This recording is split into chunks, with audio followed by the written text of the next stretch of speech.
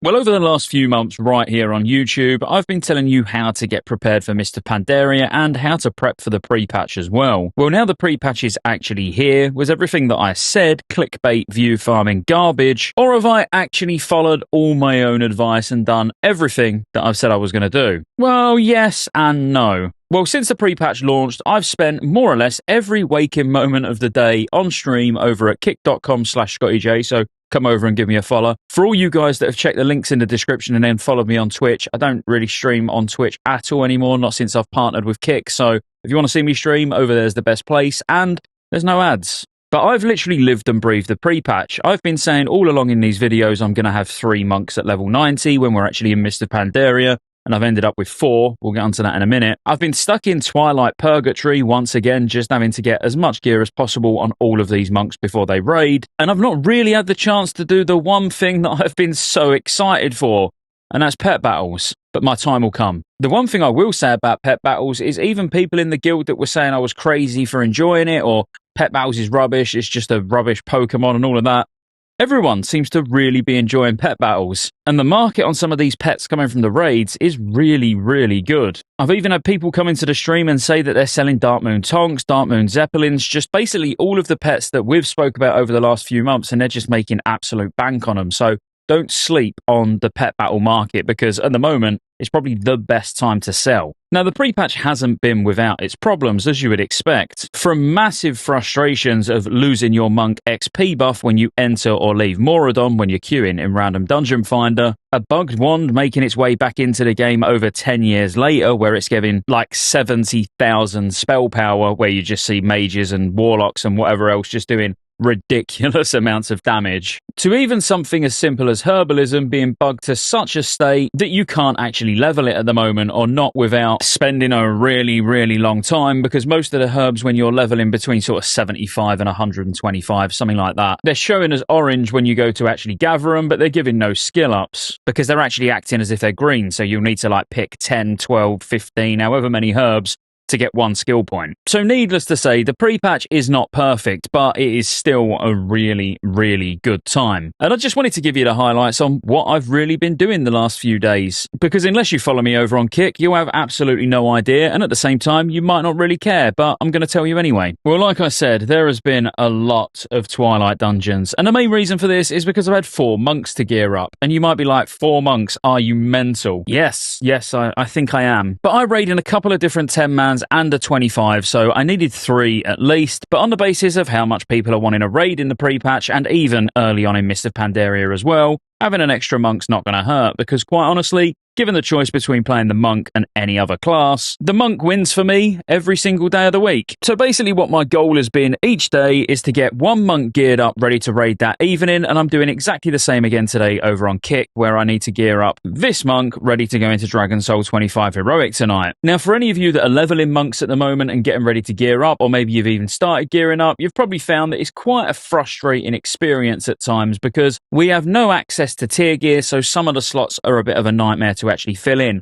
Like legs, for example. I've been having to buy the crafting legs and in multiple specs as well in some cases, and it's starting to get a bit expensive. But in general, it doesn't matter if you're Mistweaver, Windwalker or Brewmaster, you can get a very similar eye level. Like, this character's had absolutely nothing from the raid because I was extremely unlucky, and it's sat on around 393 eye level. So if you get the crafted legs and then just do loads and loads of Twilight dungeons to honestly make justice points, because the obsidian fragments you run out of things to do with pretty fast, it's not actually that bad. A few hours of Twilights and your monk is ready to go straight into Dragon Soul. And Dragon Soul is fun, and I never thought I'd say that this late on in the expansion. Because honestly, the bosses die so fast, and you can make this raid even more fun by doing weird stuff like solo tanking, solo healing. I'm talking about 10-man here. But you could probably even solo tank and solo heal 25-man, to be honest with you, with how much damage people are doing in the pre-patch. But going straight in on one of my monks and solo healing Madness Heroic and Spine Heroic and, well, basically everything else on Heroic, it felt really good, and Mistweaver in the raid does feel really good in general, where at the moment I think both Brewmaster and Windwalker feel a little bit weak. Windwalker more so than Brewmaster, to be honest with you, but we have quite a heavy reliance on those level 90 talents as Brewmaster and Windwalker, whereas Mistweaver, you can kind of get away without it. So I must admit, I've been having far more fun during the pre-patch playing my monks as Mistweaver than any other spec. But going back to Dragon Soul for a minute, honestly, if you want to just go in and just have some fun and just smash a raid to pieces, don't be scared if you write Dragon Soul in the pre-patch, because you can pretty much just ignore mechanics for the most part as well. Now, I did say in a previous video that I was doing all this preparation to be able to go in and level a monk really fast and solo dungeons, and I had weapons for every level bracket and enchants, and, you know, I went really overboard on preparing to level a monk.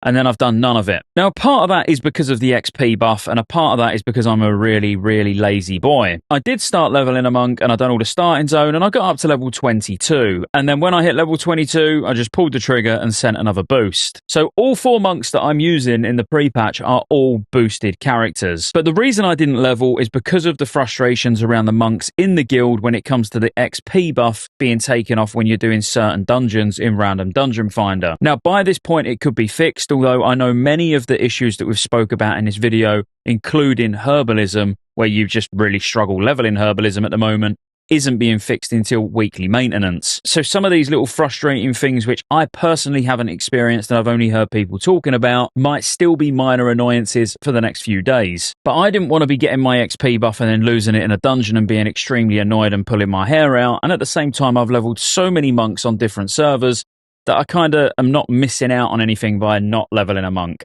So boosting it just made sense. And again, on the basis that I'm kind of up against the wall at the moment with the amount of raids this week and having to get each monk ready each day before the raids actually start, time is not on my side. I say time's not on my side, yeah, I spent 4 hours yesterday morning flying around desecrating fires, and man, that was boring, but we won't talk about that. Now, outside of mining and herbing on one of my monks, which is going to be my gatherer in Mr. Pandaria, I did have engineering and inscription kits, which I've been using slowly on each of the monks whenever I get some downtime from gearing and raiding. And really, that's all I've been doing, either getting ready for raids, raiding, or doing professions, and I'm having an absolute blast. The pre-patch so far has just been absolutely insane.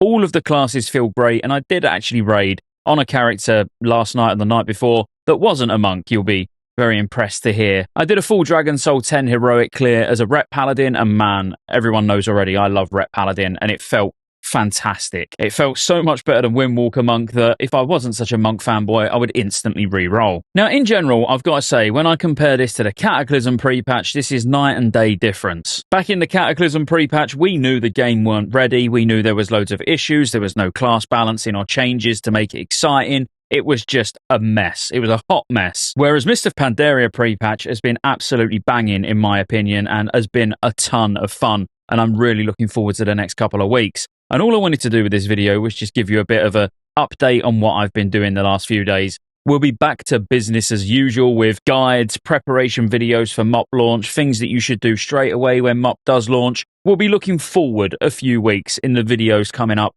over the next few weeks. But for now, you're going to have to just settle for an update video. And again, after the weekend, we'll get back to the normal sort of videos. But I will be over on kick.com/Scottejaye. I'll plug it again. I'll be over there streaming pretty much all weekend. So come and hang out. And I hope you are having as much fun in the pre-patch as I am, and I will see you on the next one. No, I should plug stuff, shouldn't I? I shouldn't just leave without saying Rested XP. Make sure you pick up the Rested XP guide in the pinned comment in the description. It's the fastest way to level. What else do good YouTubers plug? Like and subscribe. That's the other one. I feel like I haven't done this for ages and it's only been 3 days.